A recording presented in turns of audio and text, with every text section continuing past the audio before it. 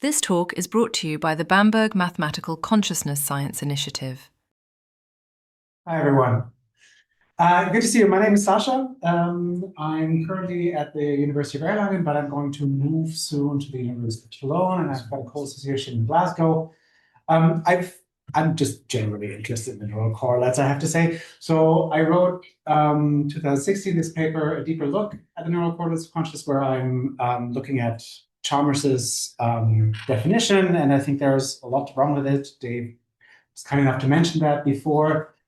I wrote this paper with Lukas Koop and Holger Lehrer on the top right on structural constraints on neural correlates, and that's still something that I'm interested in, the kind of connections between structuralism, holism, and what this means for the search for neural correlates. I still think there's a lot to gain there that is unexplored, but we'll hear a little bit more about that. I was also interested in how to test neural correlates, because I've got the feeling that because the neural stuff's only supposed to be sufficient but not necessary for the conscious experience, I got the feeling that a lot of the tests that were sometimes being done for neural correlates, don't quite do that, because they take an experience and predict a specific type of neural activation, and that would be not a sufficiency dependency, but rather necessity dependency. Specifically, if you're looking at adversarial collaboration. So I was looking at sufficiency tests in this how tests for consciousness, and I specifically was interested in how the neural stuff how we can predict phenomenal experiences from neural data.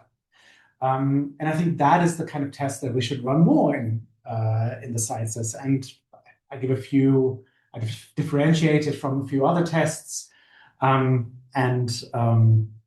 particularly pick out some recent publications on that. And recently, I've gotten interested also in with Sascha together in this kind of idea that if the neural is just sufficient for conscious experience, there could be several neural correlates, right? There could be multiple generators for consciousness, and then that is a metaphysical thing where adversarial collaborations could also, be a little bit undermined, right? Because then it could be that several of these theories might be true.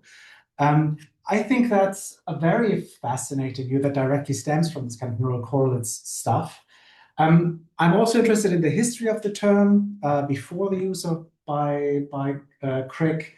And got something in the works on the alleged metaphysical neutrality of that term that motivated the use of neural correlates of consciousness. And lots of interest. Structuralism and testing, I think these are my main things, and I'm going to end it here. Thank you so much.